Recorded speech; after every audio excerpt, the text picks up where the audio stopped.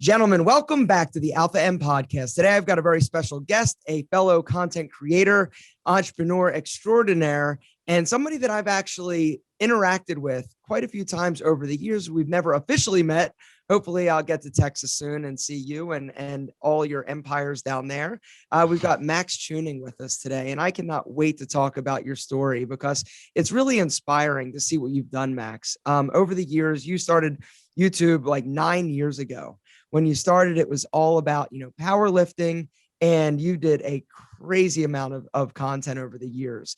And in the past few, it's really taken a different spin and twist more towards like a personal vlog.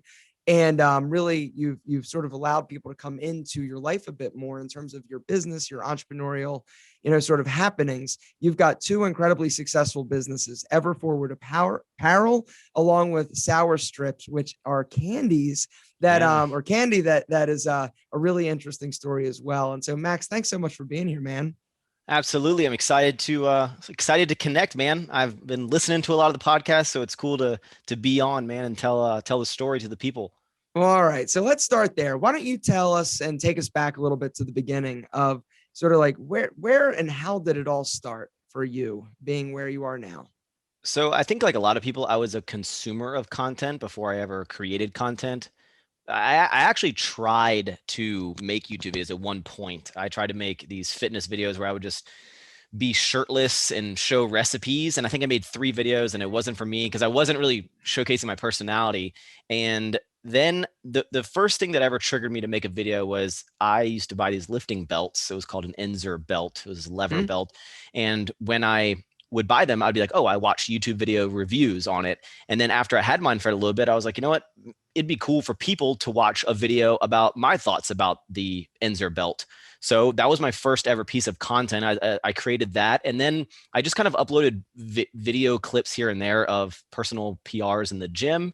And someone that I watched a lot amongst a lot of other people was this guy named Nick Wright, who lived in Rhode Island, who was a fitness YouTuber. And then one day he put out a tweet that was like, I'm moving to Virginia for the summer, specifically Richmond, Virginia. And I was like, wow, that's where I live. That's crazy. And it was a lot easier to kind of reach out to influencers back then because they weren't as big and established, and they got to all their messages and everything. And I hit them up and I was like, hey, I live in that area. I train at this gym. If you haven't had anyone reach out to you, like we could train together. I'm a power lifter. And he made videos. He had like 30,000 subscribers, which blew my mind at the moment. Then that was a huge number and still is a big number.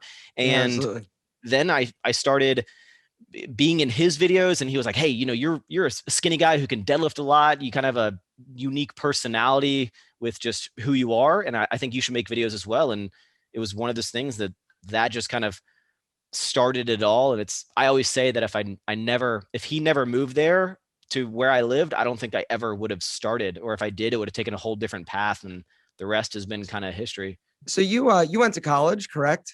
Yep. I graduated from Virginia Commonwealth University, VCU, in Richmond, Virginia. Took me 5 years to do college. 2.5 was at the community college because I didn't do well academically in high school. I was always a class clown, I would get like C's in gym class because I'd be running my mouth and getting points off. So I only applied to one school, VCU, didn't get in. That was where my friends are going to go. I was devastated. I was like, wow, everyone's going to think I'm a loser. Everyone's going to think like I didn't get into college. Yeah. So I ended up going to the community college, but it worked out because, in the long run, you realize like how much money you save and all that jazz.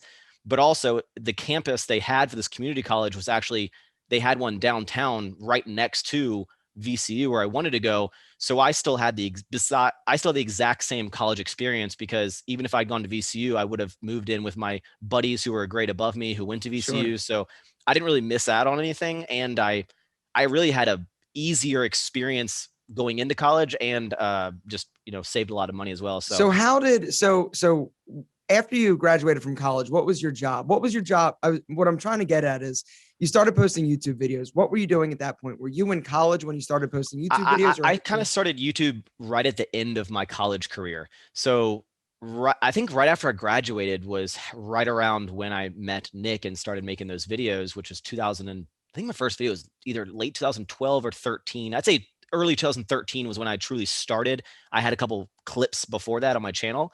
But I graduated with a business administration management degree.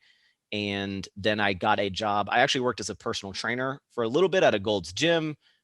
And then I got a internship at like Scottrade doing stockbroker stuff. And then I ended up getting my full-time job at a company where they did like staffing, like IT staffing, recruiting, where I'd basically be like a headhunter and hire people for other jobs. So what did you want to do? Like when you were younger in college or even in high school, like what was the dream? Like what was the Maxx dream? Like if I, is it a personal trainer because you were into fitness? No. Well, What was when it? I started with, when I got a gym member or personal training membership at personal training job at Gold's Gym, I was like, but this is the pinnacle. Like I'm a trainer at Gold's Gym, baby.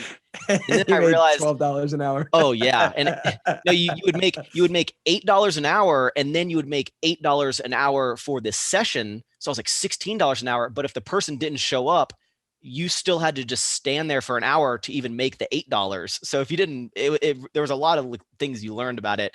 But it was a good experience.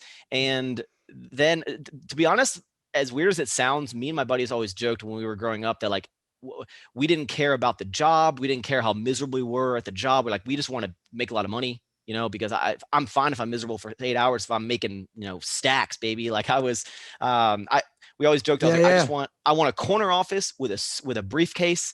And my goal in life when I was in college was I want to be in a position at a company where when I call someone into my office, they're like, oh man, like what did I do? Like I was in a power position. I wanted a secretary.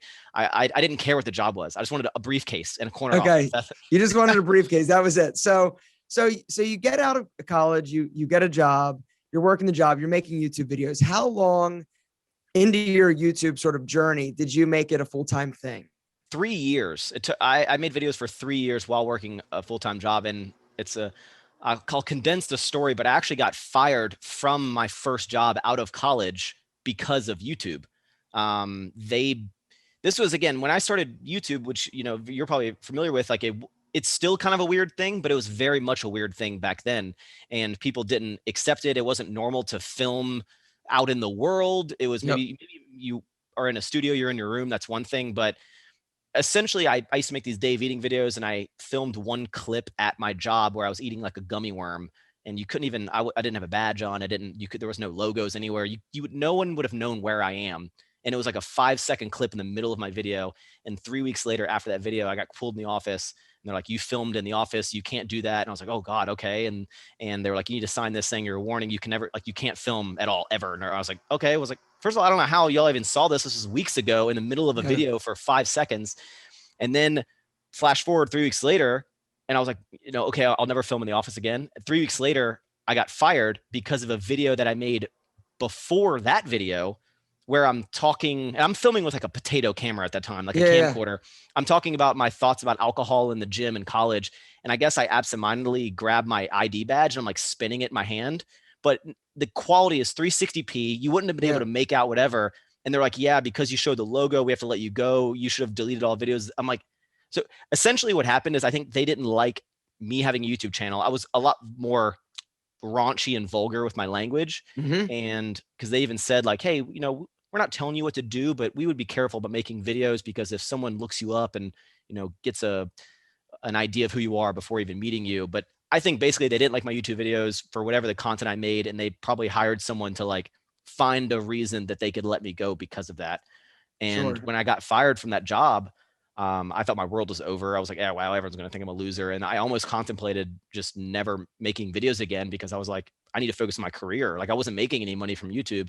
But then I ended up getting a job like a week later doing the same thing down the street, actually. And I just that was a turning point for me to clean up my content, not drop F-bombs every third word, and to just realize the balance between the two. And, it was like the best thing that ever happened to me, because it made me change my content. And it also just like made me realize how passionate I was about making videos, because I didn't want to give it up. But I almost was like, this is dumb. So how did you first start making money off of YouTube? Was it sponsorship? Was it, AdSense? What was it in terms of how did you use that to make money? I see. I don't even know when I started making money from like Google and what it was. I think you had to hit like $100 threshold or something, crazy. And I was super stoked about that. But I guess I started getting like little affiliate stuff. And there was actually this company that would, and they did it with a lot of influencers in the fitness space.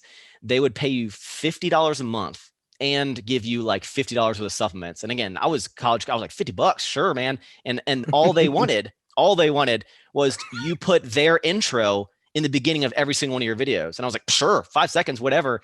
And it wasn't until my friend was like, and I didn't believe him. He was like, you idiot, like you're branding their image across all your videos for $50. And I was like, it's whatever, it's 2 seconds, 50.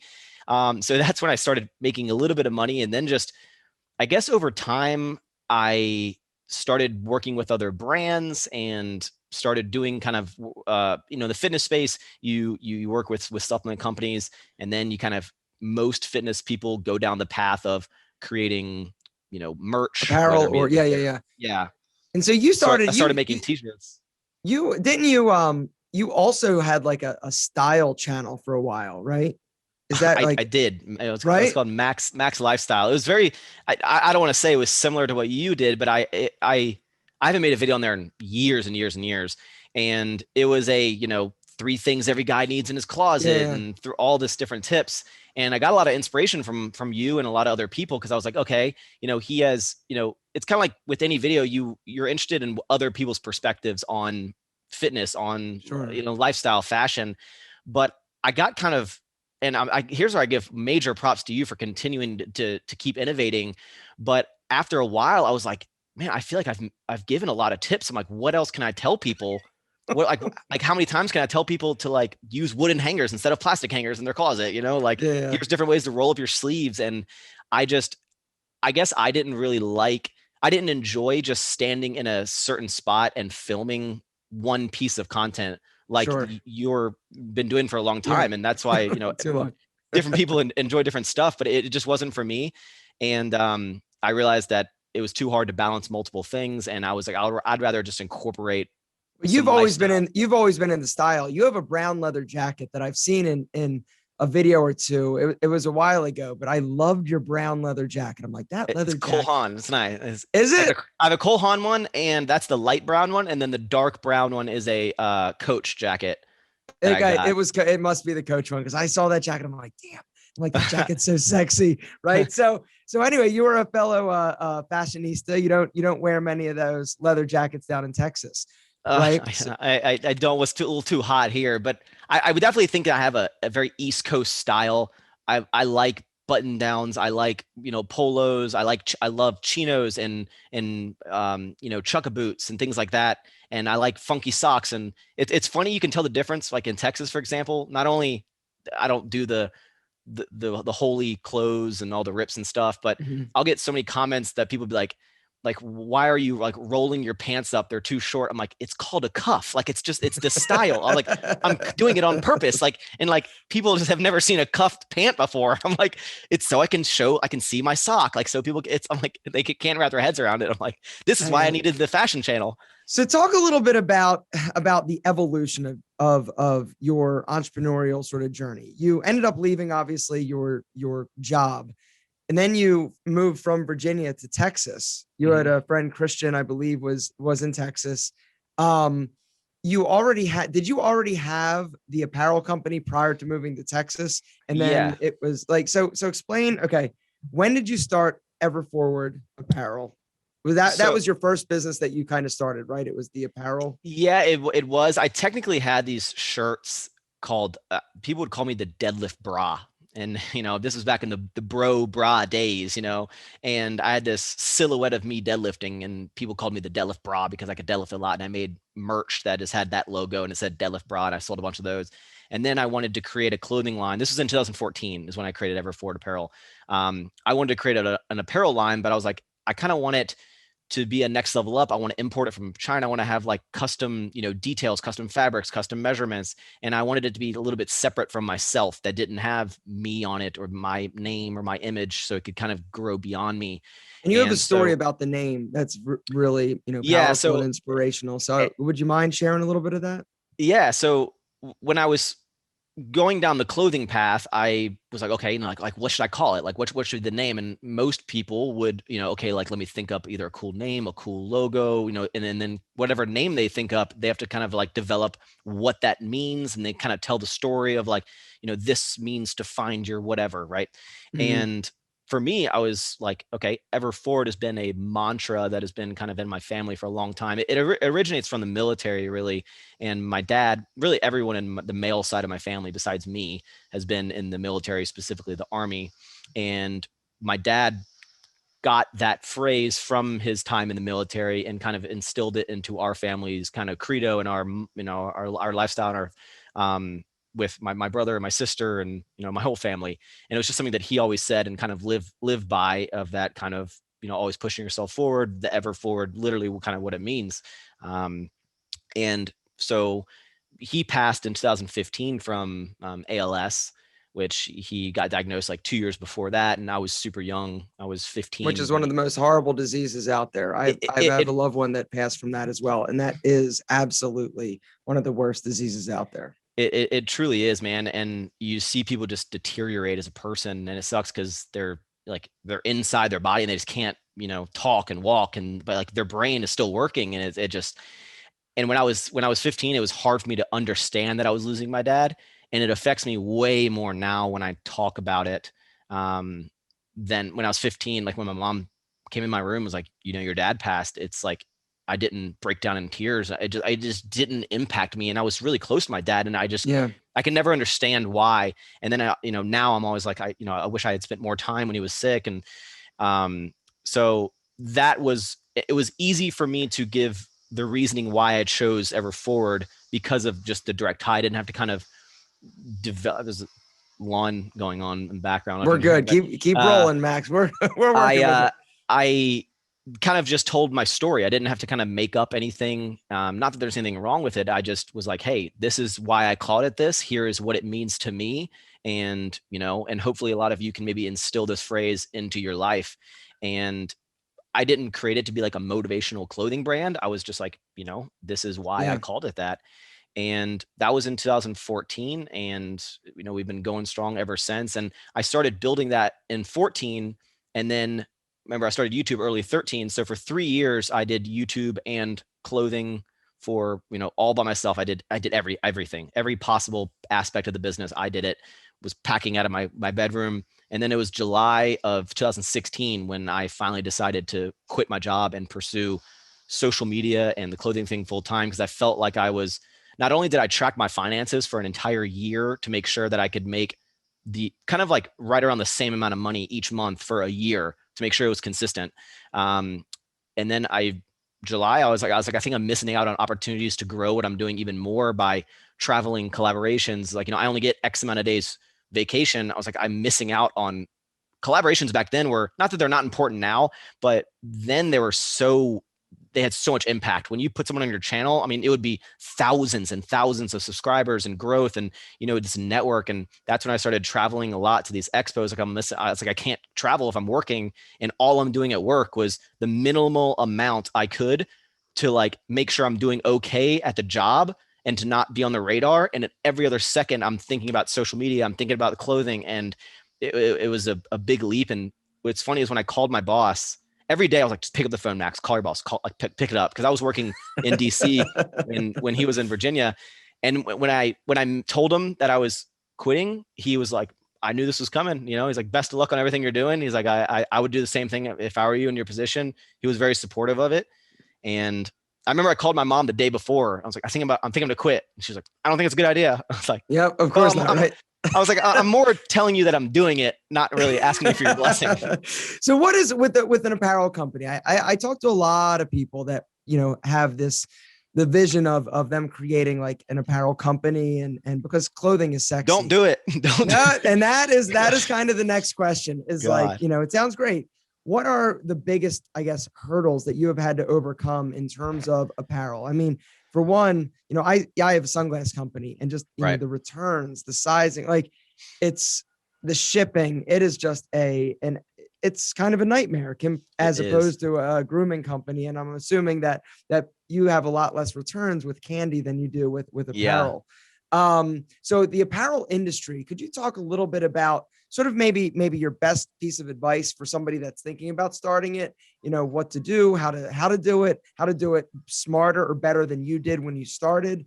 Because you do these drops, right? A lot Mhm. of the guys that are creating these apparel brands are doing drops seasonally or You whatever it may create that be. hype, Yeah, it's all about the hype. You drop it, you do crazy sales in like 1 or 2 days or 3 days or 4 days, but then with that increased volume, all of the other problems increase and escalate as well in terms of customer service, in terms of shipping, in terms of hey, I can't track my package. Where's my package? And so talk a 100%. little bit about the apparel industry, if you would. So it's a beast, and I, a lot of people want to go from I have an idea to starting a clothing company to a full-fledged company, and they don't want to they think it's a very quick jump. And I've been doing it for 5 years, and I have done every possible facet of my business at some point in I've with manufacturing, samples, packing, I've done it all, customer service, for years and years and years. And most people that want to start an apparel company, they always ask me, hey, how do I find a manufacturer? And whenever someone asks me a question like that, I'm like, I don't even think this is the path for you, because if you're asking a question that you could simply Google, I'm like, you need to be obsessed with the research and learning about it before you can go down the path of managing an entire clothing brand. And it is such a interesting beast, because not only you have so many sides of it, because not only do you have to deal with the constantly evolving trends and color palettes and what's good. And that's what, with Everforward, I try to focus more on these staple pieces rather than to keep up with trends. Because, Nike's always 5 years ahead of you, these Lulu's always, so it's like, you're going to always be playing catch up. And for me, I focus on just kind of the essential stuff, but you just got to take it one step at a time and understand the time it takes for clothing to get into the consumer's hands. And that's why a lot of people get angry, whether it's like, oh my gosh, like you must have had only 5 pieces, like it's sold out in 5 seconds. I'm so angry. Oh my gosh, like my package didn't get shipped out until 5 days after. And until you have that business, you can't understand the frustration and the uncertainty of everything. It is an extremely, as you scale, it's an extremely cost intensive business, because you need, especially when you launch a completely new product, you have no idea how it's going to do. So you're like, how much inventory do I have? And then you have to store all of it. You need all that overhead. You have to always have so much product on hand, or else you're going to be not making any income for months and months. People, when they launch something in October, you need to be ordering that in January. So you have to be so far ahead of yourself. It's just, you need to be obsessed with it, or I wouldn't go down that path. And again, and a lot of people also have the assumption that clothing made overseas is made for $1 and it's super No. cheap. It's only Whenever, cheap if it's only cheap if you use cheap, and that I same thing with glasses. yeah. Go ahead. I'll let you explain, and then I'll Well, explain no, sunglasses. it's funny. I'll get comments that'll say like, "Oh, this like cheap Chinese clothing." I'm like, "Are you typing this on your cheap Chinese phone or your cheap Chinese laptop?" Like, just because something comes from overseas doesn't mean it's cheap quality, and it's also not a penny to make these t-shirts, especially as you evolve and you're increasing the quality. The type of zippers you're using, the type of details. Are you doing laser engraving? And you're trying to do the best you can and continue to scale. And people also had the expectation that you should be at version 10 of your product, at version 1. And when there's like something, off about it, like this sucks, this is crap. And you're like, it's such a learning process, and you have to be able to handle all that criticism and just handle it all. And it's, again, anyone that wants to go down the path of clothing specifically, I'm like, you were in for a wild ride, a lot of learning, and get ready to spend a whole lot of money, because it's a beast. Yeah, and the one thing I say to people when they say, "Oh, your sunglasses are cheap or whatever," it's China, it's only a cheap product if you use the cheap components, right? But if Mm-hmm. you are, what China does incredibly well is assemble things, and they assemble things quickly, and they assemble things accurately. But it all depends on the components that you're actually using. And so if you're using, for me, it's Zeiss lenses, that are coming Which is from the best. Zeiss, Yeah, Carl's. Like yeah. if you're getting, Mazzocchioli acetate from Italy, they're importing it there, and they're assembling it. It's a high quality product. It's just happens to be assembled in China. And I think But another thing that people also don't understand is when you're trying to build a brand or a company, and people are, let's say a t-shirt cost you, throw out a number like $8, and you sell it for $25, $30. They're like, oh my gosh, you're making all this margin. You're like, it's not just so I can sell this t-shirt to make the $15. It's like you need to make enough to grow a company and grow a brand and have overhead and have employees. It's not just so I can sell something to take that money and immediately put it in my pocket. It's like people don't understand. Like, just people think that everything should be a dollar in cost because it costs 75 cents to make, and it's like, I'm not trying to rip you off. I'm trying to create a brand, and to do that, like I have to make money. Like I yeah, have to grow to pay employees. how many employees do you have with your two companies? So in-house, we have four full-time employees. And then I have a lot of people that are kind of on contract or that are all remote. Most of my graphics and designers are all remote. On the clothing side, we have a whole kind of design team that, I pay them basically by, like, they design everything, blah, blah, blah, blah. And then when I'm ready to order, they just take a cut of, like, if they're like, hey, a t-shirt is $10, it probably actually cost, $9, and they're taking the Yeah. dollar. But they design, and they don't make any money until I order something from them, rather than just paying design fees and design fees. So that's the way that kind of works. But I don't even know, because I have so many kind of moving parts with all the things Mhm. that I do. But in-house for full-time, but I have a whole lot of part-time people, a whole lot of contracted workers, 1099 people just across the country, across the world. For sour strips, for example, I have people in the like the guy who makes all my characters is in the Philippines. The guy who does all my bag design is in Let's Chicago. let's let's talk about sour strips. Okay, Oh, so I remember the video you did where you said something about I'm investing or $50,000 or something of that effect, right? And yep. see, and so I said, I was thinking, I'm like, what is he doing? Talk about being in the candy business. Why did you get into that? And talk a little bit about that, because that is very different than the apparel. And then we're going to talk a little bit about which business is more profitable, which Yeah. one has the ability to grow and scale faster. And because I also saw a video that you did where you hit some, I think it was a target number of bags, 1 millionth bag or something of that. We've surpassed that by a lot now. We'll get to that one. We'll go back to the beginning. Okay. I So I've been a diehard sour candy fan. Like it's hard for me to even describe how much I love candy. If you were to ask my entire family member, if my dad was here, he could tell you I've just been obsessed with candy and sugar my entire life. And I have, not even exaggerating, probably since I was 10 years old, even to this day, every gas station, every convenience store, I have walked down every candy aisle at every store I've ever been in every time I go, because I'm just obsessed with it. I've always am eating sour candy. So I've seen everything, right? And I got really motivated by my friend Christian, who started an energy drink company with a consumable. I was like, this is something that people are going to, consume and then repurchase. So not only is it a good business idea, for me, I was like, why does all sour candy suck? That was my big thought.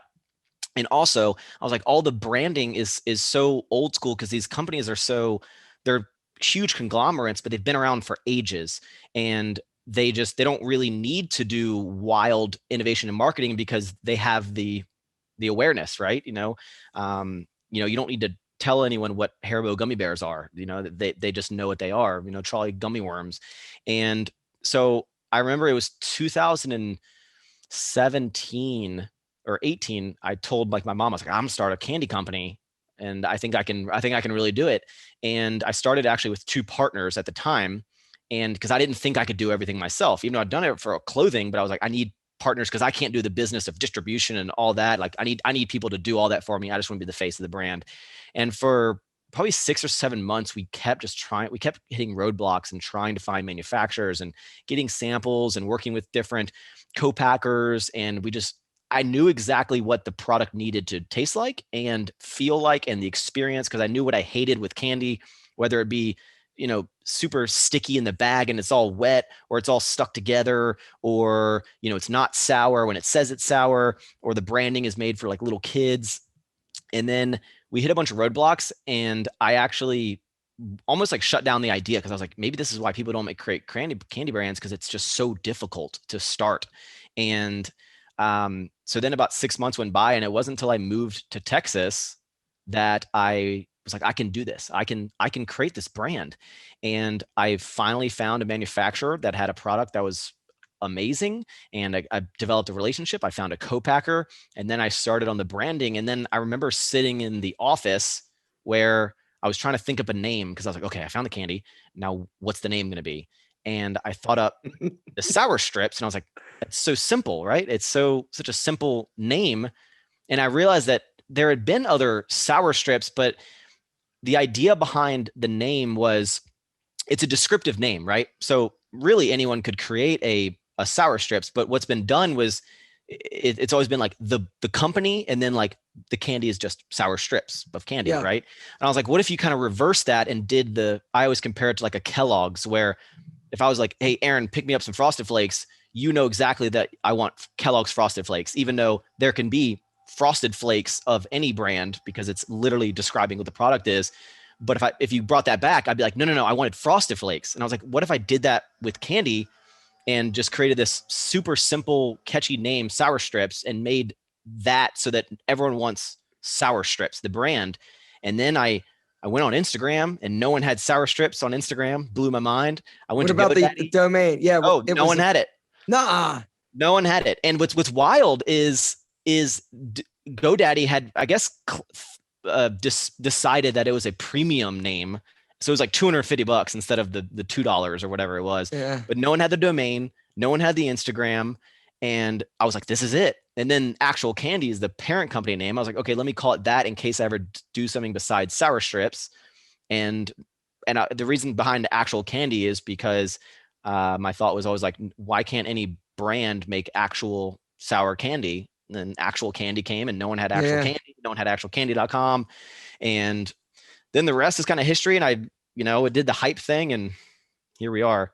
And so talk a little bit about where you are with it. So I launched the brand. I like to think I did a somewhat flawless execution with the rollout, and that's what created this growth trajectory.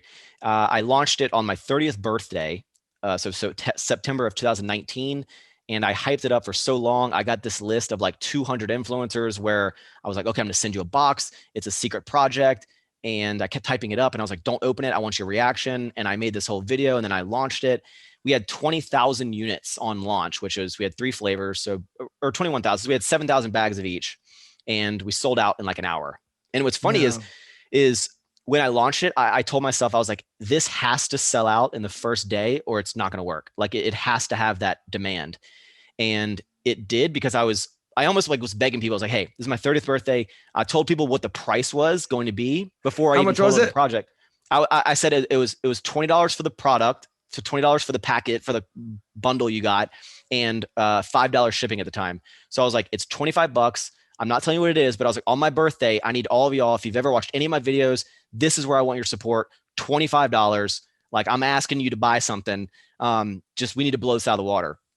And my goal with it was, I was like, direct to consumer candy online is not like, that's not a thing people do. It's not a thing. Right? Yeah. It's not. Sure. So that was never the long-term plan. I was like, I just need to grow the brand online to be able to roll it into retail. So we started September 2019. So we've been going for about a year and a half now, almost 2 years. And I wish I could tell you, we've moved, I want to say close to 3 million bags, Wow. maybe definitely over 2 million. Absolutely. Maybe even 3. I should probably know this number, but basically the whole first year was a very huge success with online and direct to consumer and building the brand and building the awareness.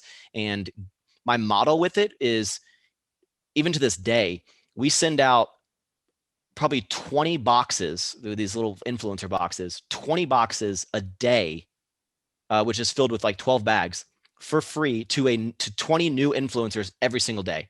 Every single day, we're sending out 20 boxes easily. And we could even send out more, but we've kind of throttled it. But every day for the past year and a half, I've sent out to 20 to 30 per day new influencers. And I'm like, my mission is get this product, flood the world with it, give it away for free, give it to every influencer under the sun, anyone who has any sort of following, give it to them, and just get the brand out there. And now now, it's in retail. yeah, and it was super exciting when we first got into our first couple gas stations, and slowly but surely. And then really the biggest thing that happened in retail was when HEB reached out to us in like maybe like actually right around September. They reached out to us, and HEB is for those who don't know, is a very popular grocery chain in Texas. They have about 300 locations. And when they reached out, I was like, it's happening. This is like a big deal. And what's interesting is when they set it all up, they were interested, whatever. And then after we were in their system, I thought we would just get into the stores, but the buyer was like, no, now you're in the system. Now you need to go get the stores to want to buy your product. So I went into like 5 or 6. I put on an ever forward, actually, little Henley. And I went into the store with the box, like with a little pamphlet, and went into the managers. I was like, hey, we're in your system. I'd like to tell you more about this product. I think it would do really well, blah, blah, blah. And I literally was selling to these managers myself.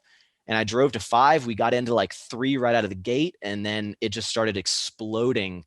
And then HEB has been a huge success for us to show that it can, because I was worried when I went into retail that I knew that if I was like, hey, following, hey guys, it's at this gas station, it's at this.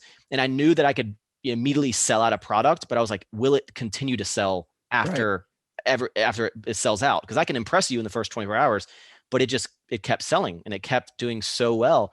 And then what happened in October, actually the same day, it was right before Halloween, Walmart and Target both emailed me within like an hour of each other. It was super wild.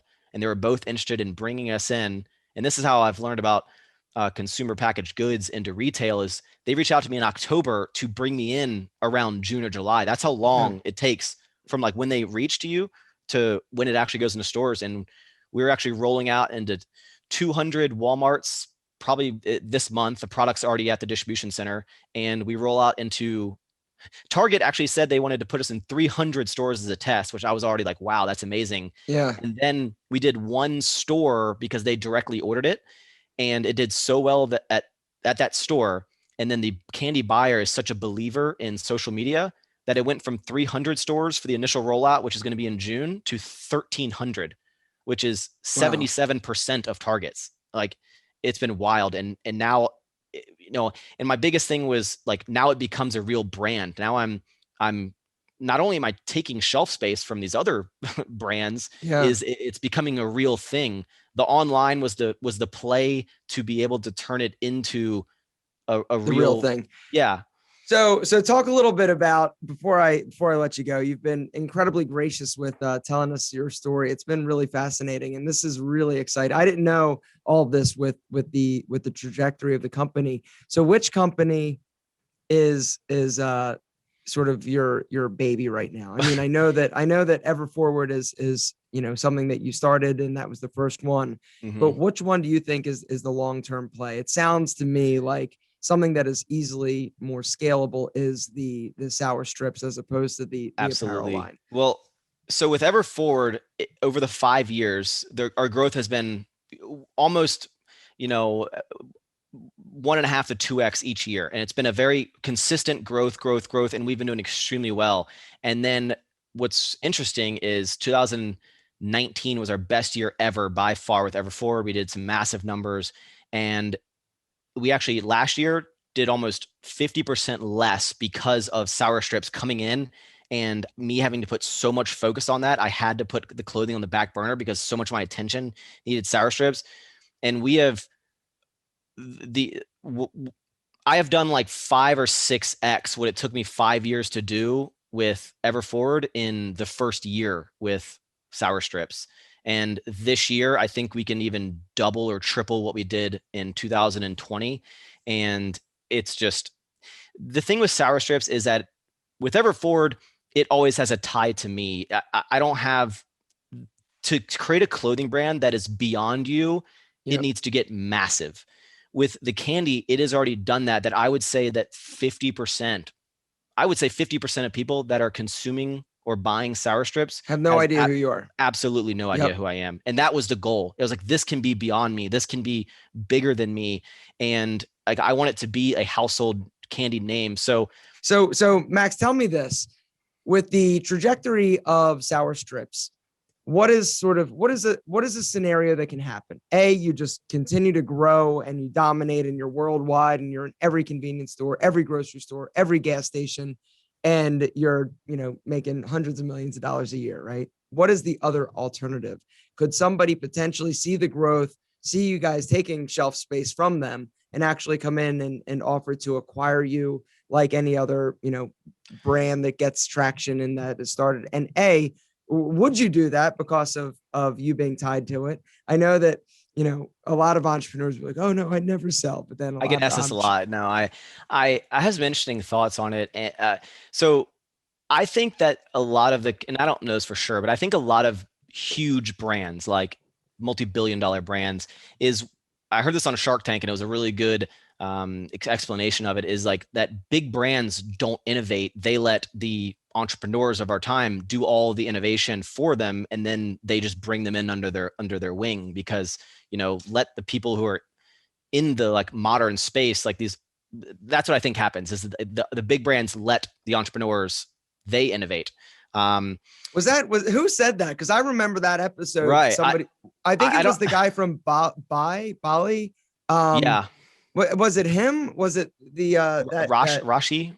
I think Rosh, it was either him or it was Mark Cuban. It was somebody that said that, or maybe even Chris Sacca. But yeah, I remember exactly. Yeah. And I thought about that, and it was like, you know what? That is exactly what happened. So go on. And I think with candy, what you have is companies either, I don't know the size you need to get before you start getting on their radar, but people don't want to give up their shelf space. And that's essentially what my mission now is, to just consume shelf space, right? And market share. More flavors, more, correct. More and I'm not growing the brand to sell it. I don't know if that's the best way to think about something, because then you're kind of like, you have this exit strategy and well, the other thing that happens when you grow a brand to sell it, it looks very different from a profitability standpoint, because you are basically just dumping money in order to scale and grow at pretty much any cost in order to make the big, number super sexy. But when you're actually growing a business like not a lifestyle business, but a business that is, has, you're looking at the bottom line and the profitability of it and all that, it looks very different in terms of how you grow the business. And and I don't know what I would do if I was approached. And it's actually very interesting timing, because yesterday, I won't say the company name, but I got an email from a very large company that wants to talk to me next week. And what's interesting is the people that are on the call are in the merger and acquisition, like they're like the directors. So it's very interesting of why those people would want to talk to me. So we'll see what kind of the path goes. But I think for me, like, I haven't taken any, I don't have any partners. Will you send me an email and let me know what that call is about? Yeah. I'm super invested in the story now, Max. No, it's when I got the email, I was like, whoa. And then I looked up the people that are on the call. I was like, whoa, why would they specifically want to talk to me? Exactly. And let's see, where was I go? Oh, so with sour strips, again, I don't have any investors. I haven't taken any money. I don't want to say I bootstrapped it with $50,000, which is a lot of money, but that $50,000, which I spent almost 100% of that before I even launched. Like that was like launched. I was like, I'm at zero. And then I just took off, and I've dumped every dollar back into it. And I don't have any partners. But what I've found is, as I scale, not only that's where I have to do online, because the margins online are significantly more than retail. And that is what's able to help fund the retail. If I just tried to do what I'm about to do with retail in the first 6 months of my business, I would have had to take money. Absolutely. Because I wouldn't have had the cash, or I would have had to dump money from my own personal into it and keep investing. So at what point will you have to, because that's something that one of my companies is dealing with right now, is, okay, if we get this deal with Target, and we're going to have to, because we just don't have the free cash flow to keep our business sustainable and growing and doing what it needs to do here. Wait till you hear about the fees that come along with all the retail stuff you want to do. And so it's something that we are in the process of dealing with. Yeah. So can you fund a purchase order from Walmart and Target and everybody? Yes. Without taking money? Okay. Correct. Okay, but I can absolutely fund us for the near future. But the thing is, like, as we grow, I'll need to throttle my growth. And, it's like, is doing 15x in 1 year, and is that better? Or should you just do 2x and 3x and, and you're doing wild numbers, but you're just kind of slowing it down. And that's where I think if a company wanted to acquire, I think it's either because you're either a threat to them and they would rather buy the company to make it go away because you're taking even whatever money they're spending, like they're potentially losing money because customers are buying sour strips over this. Or what a partnership would allow to do is if I had unlimited manufacturing, co-packing, and funds, like the sky is the limit on how big I could grow this. So would I be interested in a partnership with a company that could help the brand grow into what I think it can be as one of the top candy brands in the space? I would be open to the conversation of it. But if someone just wants to write me a check, in my head, it's too early. I think it's too early, and it's easy to take a big check and just walk away and be like, oh, I'll start something else, or I can go on a beach for a while. But also, like, I think I can do this on my own. Like, I think I can get to these big numbers. I can keep doing that myself, and it's really, really challenged me. It's pushing me, and it's also forcing me to grow as a leader and a boss and hiring more people. And I like the fact that I'm giving so many people jobs and employment, and the co-packer is, their business is making so much money because of me, and the manufacturer is increasing their capacity and fulfillment, and now they're making more money because of my growth. And it's like this storm of where I'm helping a lot of the things that are moving, and I like that. And so I don't know what's going to happen with it. In my mind, I'm just on this path of I'm going to keep growing this thing as big as I can go. But there will be a point where I'm going to have to limit my growth because I don't have unlimited resources. And it depends. You see a lot of these brands. I won't name any, but like there's a lot of brands that I know, whether it's in the beverage space or even the food space, where they'll take these 10, 20, $30 million investments and they own 10% of their own company. And I'm like, I don't want that. Like, I don't, that's not for me. And then you're forced, when you only own X amount, then you have to have this $800 million exit, or else you're just going to be in this rat race forever. So it's an interesting world I'm in. I always say that Sour Strips the success it's having is something that like shouldn't have worked, and it shouldn't have worked how well it did. And I think it came down to the execution, and obviously my following helped drastically, but it's also a really good product. It's really cool branding. We're kind of disrupting the space in a branding aspect, that I think a lot of other brands are going to start being like, who is this candy company? Who is this guy?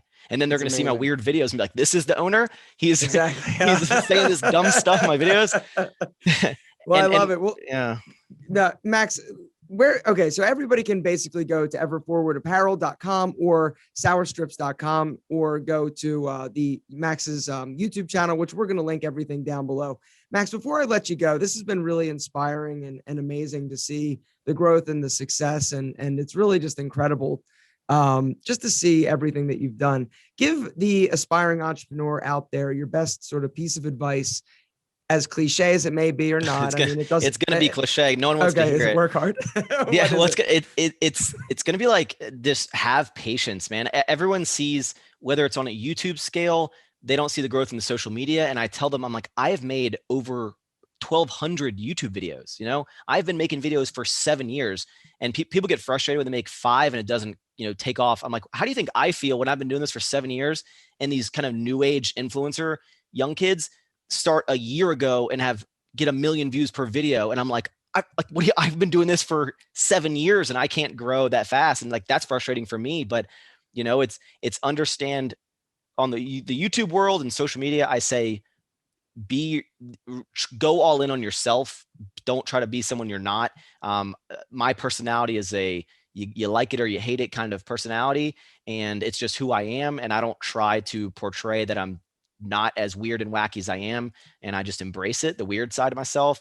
And on the business side, same with like clothing or any new business, is have patience, because again, with the clothing, I've been doing it for over 5 years. I've put in this work, and people don't want to do that.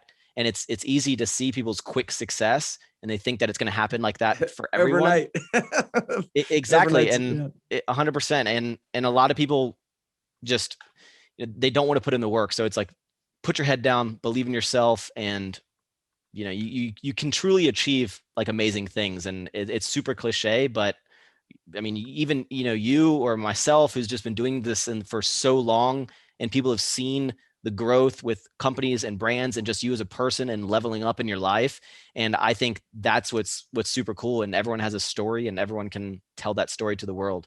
Well, Max, thank you so much for being a part of this. This was really, really exciting for me. And I'm all in. So you got to let me know how that conversation goes 100%. with this unnamed brand. Guys, if you want to check out anything that Max is doing, please hit those links down below. Make sure to go subscribe to his YouTube channel. Go grab like 20 bags of sour strips. There you go. And Max, you got to send me the lemonade version. I love lemonade, or the pink lemonade, right? 100%, man. All right, send them to me, because I love lemonade. But anyway, Max, thank you so much. Continued success. I'm rooting for you, and it's exciting to see good things happen to good people. So congratulations. Keep busting and kicking ass, and I'll see you on the other side. Appreciate it, man.